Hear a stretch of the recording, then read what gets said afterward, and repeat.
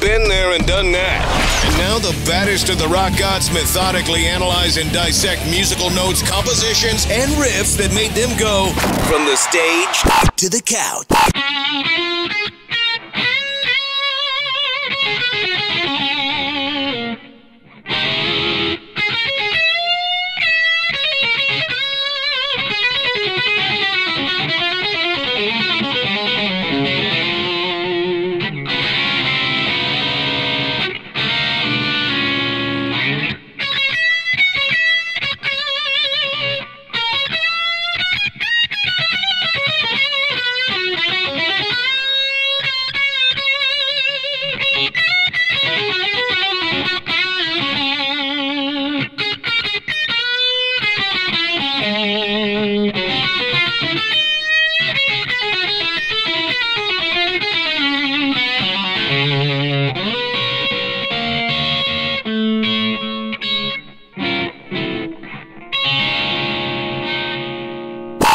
This is My Favorite Riff. Here's your host, Nikki Sixx.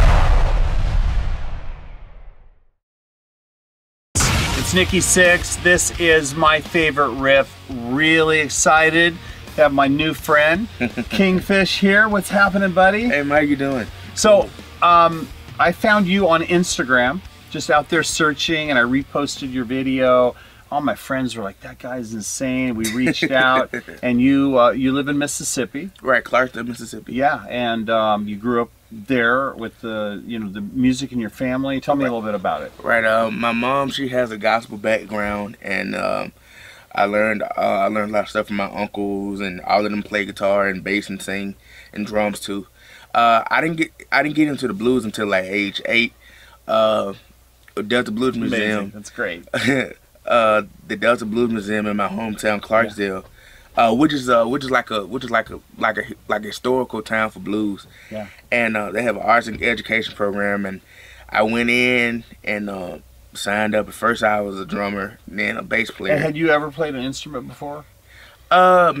No, but it was in your family, right? In my family, you always heard it in the house. And stuff. Yeah, pretty much like the closest I've ever got to the instrument. I used to drag it around and act like I was playing it, but not really. Yeah. But yeah, started on drums, moved to bass, and age 14, I picked up guitar. Yeah. So, and here you are, 18 years old. Yeah. I love this. You know what I love about this? We were all 18 at one point. We were all like 14 or 15, picked up our first instrument. And when I see a musician out there who just loves it the way you love it, and I just, man, when you're playing, it's like so much is coming out. It really inspired me, and I'm really happy you came out to hang out with us. Oh, thank you, man. Thank you for having me, man. Yeah. So tell me about some of some of the riffs that like inspired you. Okay, the first riff was like the first song I ever heard by Muddy Waters. Okay. It was it's called Rolling Stone, but everybody knows it know it as Catfish Blues. Yeah. So it pretty much went like this. My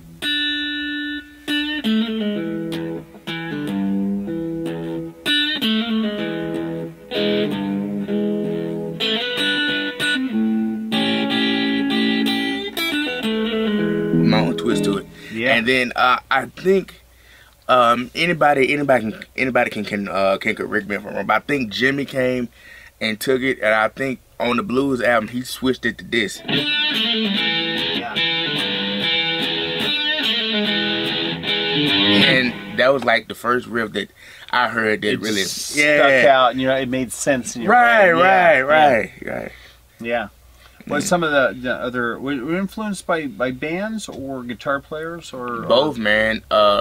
When it comes to bands like Dumpster Funk and Fishbone and funk guys, and it's just everything, man. Now when it comes to guitar, of course, like the guys like Sunhouse and Robert Johnson and Muddy and Elmore James to like the electric style of Albert King, B.B. King, Freddie King. Yeah. And then, man, I didn't start getting into like rock stuff until I was like 14.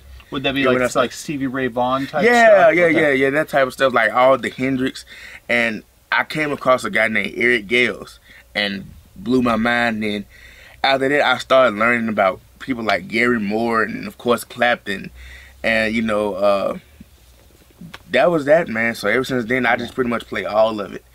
So. And what about some of the guitar players like that would be like in some of the guitar players that grew up on the blues? I ended up in blues-oriented, but more rock bands, like the Aerosmiths, the Zeppelins. Right. You know, that's all coming from the same stuff that you're influenced. Did any of that stuff ever like creep in on your influences? Yeah, for sure. It's, especially Zeppelin because you know, Les Paul. I'm a big Jimmy Page fan as well, and yeah, man. But then. Now that I'm 18, I started getting into like more jazz stuff, like of course Wes Montgomery and George Benson, and Kenny Burrell and Sonny Sharrock, and I'm just a dude that loves music, man. So that's you listen to it all the time? Oh, all the time on the plane, walking, riding everywhere, man. It's in you. Hey, give me another riff. Okay, cool. This is one by Eddie Hazel. And it's something called Maggot Brain. Okay. Really cool. It's simple, but I love it, man. Okay.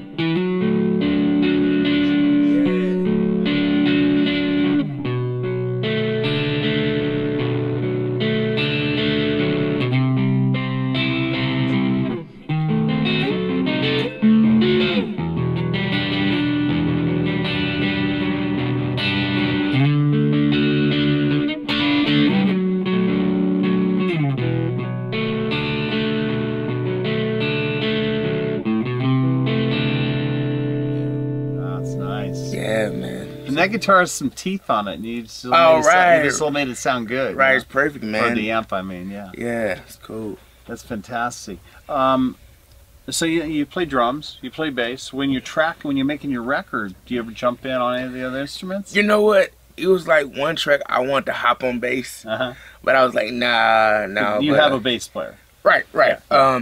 But back in 2013, I did this thing where I had to play all the instruments on the record. It came out horrible, but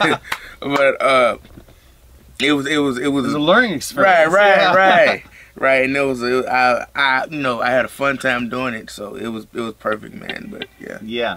It's funny. I was it's starting to get colder out here in California, and like I have like this little amp sitting up out like in my backyard, and that's where I practice. But I don't have any way to record, so I have like a little room in my house. It's starting to get cold, so my goal is this winter I'm going to record some songs where I do everything. I've never done that before. Cool. I'm used to just being the bass player in the band, so I have a feeling I might have the same experience as you. It's not gonna. I doubt it. We'll see. I doubt I'll send you stuff. You send me stuff. Cool. Perfect. Yeah. So what else is going on, man? I mean, this is an exciting time for you. You've graduated high school. Right. Back in May. So you got that out of the way, and now it's like straight steam. Just straight music. Last week in Nashville, I recorded my album. Tell me about the name, by the way. Well, the name of it is Been Here Before. I've been told plenty of times that I have an old soul. And it was something that my grandparents used to say to me when I was young. They was like, man, he's been here before. Yeah. So we named it that, and it's really telling my story, man. And surprisingly, we got the whole thing done in 3 days. Yeah, wow. And that's good. Yeah, for money and for everything else. Right. So it was cool. I'm working with Tom Hambridge. He's the one that produced the album for me. So it's a beautiful thing, man. It should be out sometime in March, maybe. Well, take me out on one of your favorite riffs. Okay. There's a song called Hit It and Quit It by Eddie Hazel and P-Funk.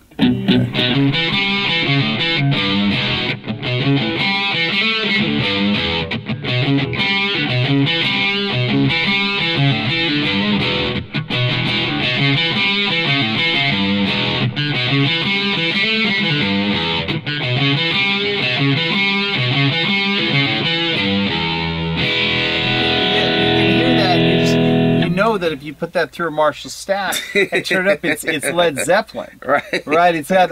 I love that, man. Thank you. I love that. Thank you so much, my friend. Thank you, man. All the best. Cool. All the best. Cool.